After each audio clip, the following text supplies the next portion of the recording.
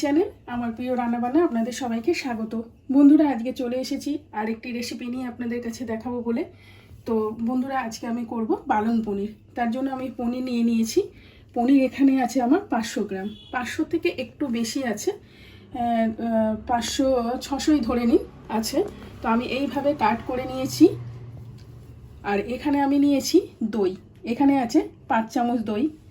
এখানে আছে দুধের সর, যেটা আমি ফেস ক্রিম তৈরি করে নেব। বাজার থেকে কিনে এনেও তৈরি দিতে পারেন, তো আমি এটা হ্যান্ডে তৈরি করে নেব। আর এখানে নিয়েছি কয়েক কোয়া রসুন, 5টা কাঁচা লঙ্কা, 1 ইঞ্চি আদা। এখানে একটা টমেটো কেটে নিয়েছি এইভাবে, এখানে একটা গোটা পেঁয়াজ এইভাবে কেটে নিয়েছি এইভাবে। এখানে গরম মশলা নিয়েছি, 4টে এলাচ, 4টে লবঙ্গ, দারচিনি। আর এখানে নিয়েছি 1 চামচ বাটার। আর এটা আমি পালং শাক যেহেতু ব্যবহার করব, পালং শাক এইভাবে আমি আগে থেকে বেছে ভালো করে ধুয়ে পরিষ্কার করে শুকনো করে রেখেছি। আর এতে কি কি মশলা দেবো সেটা আমি করার সময় দেখিয়ে দেবো। তো বন্ধুরা, সবাই পালং শাক গরম জলে সেদ্ধ করে বা গরম জলে চুবিয়ে রেখে করে, কালারটা যাতে ঠিক থাকে। কিন্তু আমি আজকে একটু অন্যরকম করে দেখাবো। আমি এটাকে একটু ফ্রাই করে নেব পালং শাককে, আমি বয়েল করব না। তার জন্য আমি এখানে একটু বাটার নিয়ে নিলাম। এইভাবে করে দেখবেন পালং শাকের যে কালারটা, রিয়েল কালারটা সেটা থাকবে, সবুজ কালারটা। আর আমি যেইভাবে করছি করে খেয়ে দেখবেন, খুব ভালো লাগবে। আমি এইভাবে পালং শাকগুলো হালকা করে একটু নেড়ে নেব।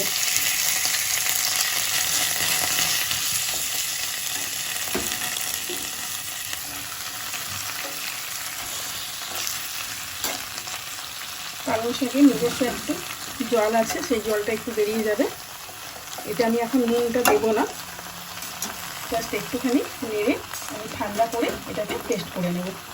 বন্ধুরা, আমার পালং শাকটা বয়েল হয়ে গেছে।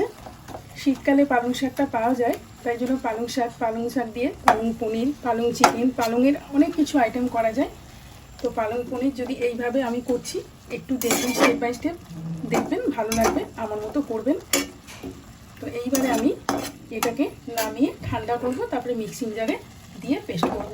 তো বন্ধুরা, এইবারে কড়াতে একটু আমি তেল দিয়ে দিলাম, 2 চামচের মতো। এইবারে আমি পেঁয়াজগুলোকে এইভাবে মোটা মোটা কেটে নিয়েছিলাম, যেহেতু এটা পেস্ট করব।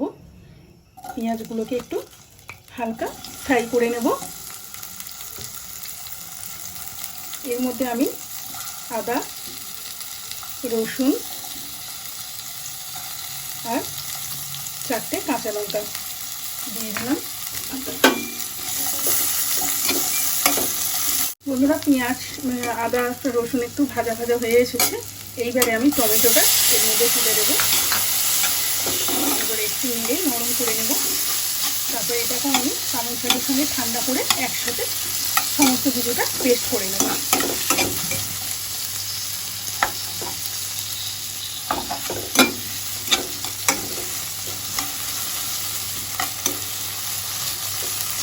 এইভাবে ভেজে পেস্ট করে নিয়ে যদি করেন, তাহলে রসুন, পেঁয়াজ, আদা কাঁচা গন্ধটা থাকবে না, করতেও সুবিধা হবে, তাড়াতাড়ি হয়েও যাবে।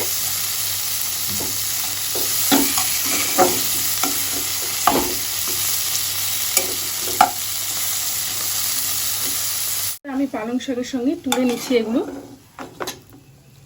পুরোটা একসাথে ঠান্ডা করব, ঠান্ডা করে তবেই দেব।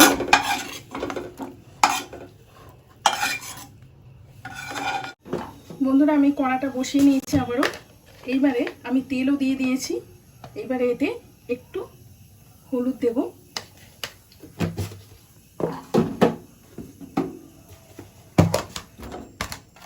হলুদ আর নুন ছড়িয়ে দিলাম। কারণ হচ্ছে আমি পনিরটা ভাজবো, পনিরটার মধ্যে মাখালাম না, আমি এর মধ্যে দিয়ে দিলাম। দিয়ে কালারটা সুন্দর হয় ভাজার সময়, তাই আমি কড়াতেই দিয়ে দিলাম।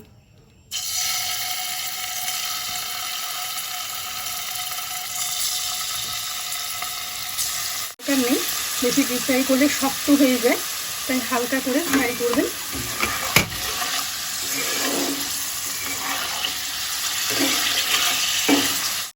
বন্ধুরা, আমার পনিরটা ভাজা হয়ে গেছে। এই যে এইভাবে ভেজেছি, ডিপ ফ্রাই করবেন না, এইভাবে হালকা করে ফ্রাই করে নিতে হবে, তাহলে আর এটাকে ঠান্ডা জলে দিতে লাগবে না।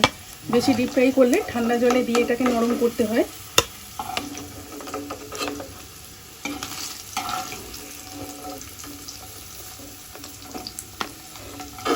তো বন্ধুরা, আমার পনির এইভাবে সব ভেজে নিয়েছি। এইবারে আমি পালং শাকটা ঠান্ডা হয়ে গেছে, আমি এটাকে মিক্সিং জারে দিয়ে দিচ্ছি পেস্ট করার জন্য।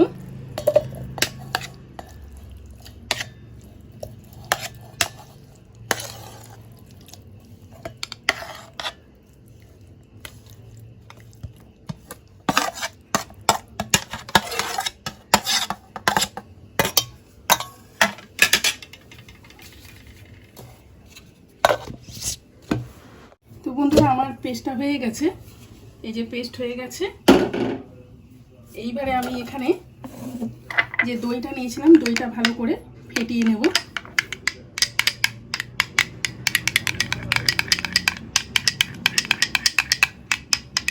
বন্ধুরা, দইটা ফেটানো হয়ে গেছে।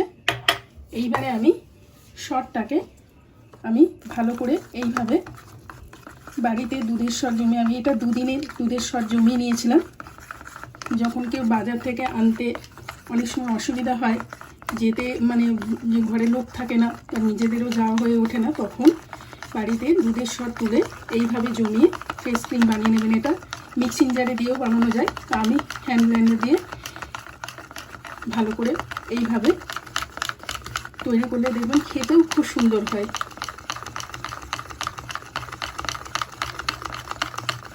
তো বন্ধুরা, এইদিকে আমার ফ্রেশ ক্রিমটা যে রেডি হয়ে গেছে, এই যে রেডি হয়ে গেছে, দই ফেটিয়ে নিয়েছি। এইবারে আমি তেলটা গরম করে নিয়েছি, পনিরের ভাজার তেলটাই আমি নিয়েছি, ইউজ করছি।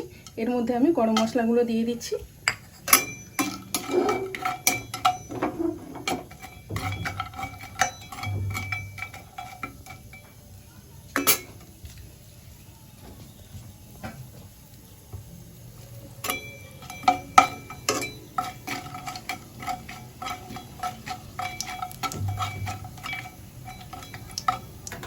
গ্যাসের ফ্লেমটা একদম কমিয়ে রেখেছি। এইবারে দুটো শুকনো লঙ্কা আমি এতে দিয়ে দিলাম।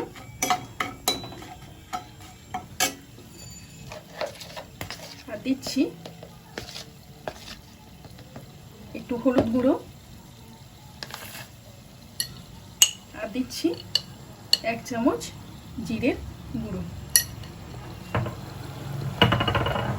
আর আমি এতেই দিয়ে দিচ্ছি 1 চামচ নুন। প্রয়োজনের মতো আপনারা দিয়ে নেবেন, আর প্রয়োজন হলে আমি দেব।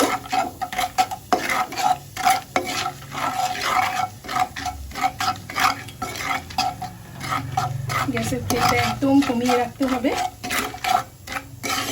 তো বন্ধুরা, এইবারে আমি যে পেস্টটা বানিয়েছিলাম পালং শাকের, পেস্টটা আমি দিয়ে দিলাম। দেখুন, পালং শাকের রঙটা একদম সবুজ রঙটা, পিওর সবুজ রঙটা একদম আছে।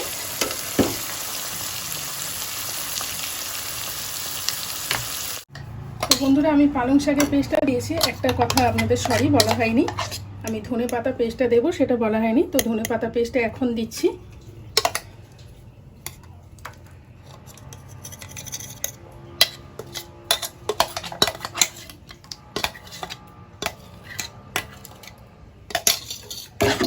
এটা একসঙ্গে বেটে নিলে হতো, আমি আলাদা করে বেটেছি। বন্ধুরা, এবার টক দইটার মধ্যে দিয়ে দিলাম।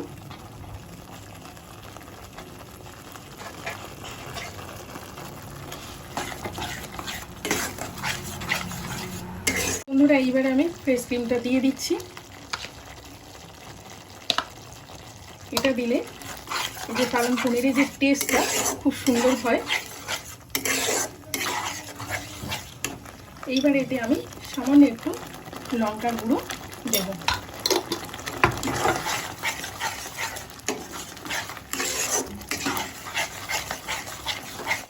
তো বন্ধুরা, এইবারে এতে আমি একটু সামান্য একটু চিনি দিলাম। চিনিটা দিলে ভালো লাগে, একটু মিষ্টি মিষ্টি লাগে। যে কোনো পনির থেকে শুরু করে যে কোনো সবজি বা যে কোনো এই সমস্ত জিনিসে একটু মিষ্টি না দিলে ব্যালেন্সটা ঠিক থাকে না, তরকারির স্বাদটাও সেরকম থাকে না। তাই স্বাদটা আনার জন্য চিনি একটু ব্যবহার করবেন, তাই আমি একটুখানি দিলাম। এইবারে এটার মধ্যে আমি একটু জল অ্যাড করছি।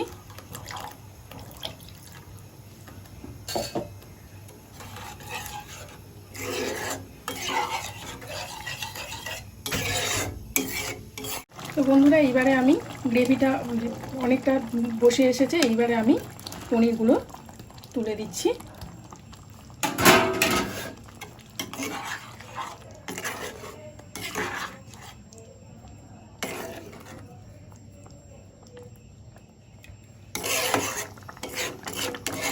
আর 2 থেকে 3 মিনিট একটু ফুটিয়ে নেব, তারপরে তরকা দিয়ে আমি আপনাদেরকে দেখাবো। বন্ধুরা আমার পালং পনির অলমোস্ট রেডি হয়ে গেছে। এইবারে এটা আমি সার্ভ করব, তারপরে আমি একটু তরকা দেব, সেটা আমি দেখিয়ে দিচ্ছি আপনাদেরকে।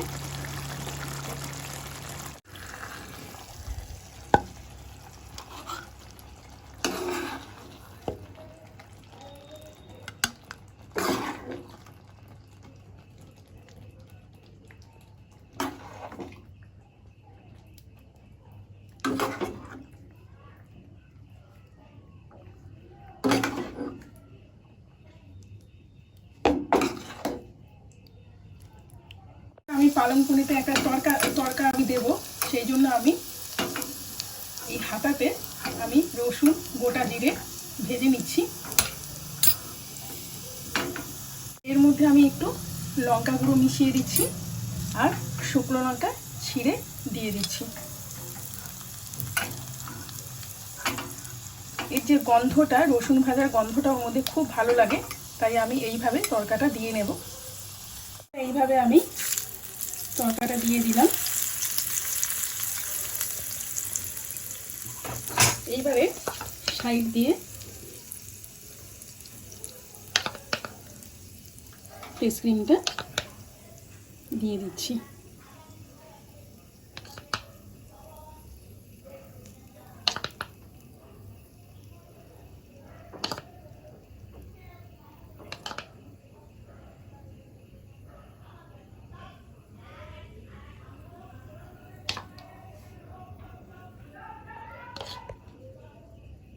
বন্ধুরা আমার এই পালং পনির রেসিপিটা আপনাদের কেমন লাগলো প্লিজ আপনারা কমেন্ট বক্সে কমেন্ট করে জানাবেন। আমি যেমনভাবে করেছি ঠিক এইরকমভাবে করে খেয়ে দেখবেন বাড়িতে, আশা করি আপনাদের ভালো লাগবে। লাইক করতে ভুলবেন না, কমেন্ট করতে ভুলবেন না, পাশে থাকা বেল আইকনটি ক্লিক করে অলে সেট করে দেবেন। যখন আমি কোনো ভিডিও ছাড়বো তখন সবার আগে পেয়ে যাবেন। তো বন্ধুরা আমাকে উৎসাহিত করুন, আমার পাশে থাকুন, আমাকে সাপোর্ট করুন। আমার নতুন বন্ধুরা আমার চ্যানেলটাকে সাবস্ক্রাইব করতে ভুলবেন না প্লিজ। আপনারা ধৈর্য ধরে এই রেসিপির ভিডিওটা অন্তত 1 থেকে 3 মিনিট দেখবেন। জানি মেয়েদের অনেক কাজ, কিন্তু কাজের ফাঁকেও একটু ভিডিওটা দেখবেন, নাহলে ভিউস লাইক কমেন্ট কিছুই হবে না, ওটা স্প্যাম হয়ে যাবে। তাই আপনাদের কাছে এই রিকোয়েস্টটা রাখলাম। ধন্যবাদ বন্ধুরা।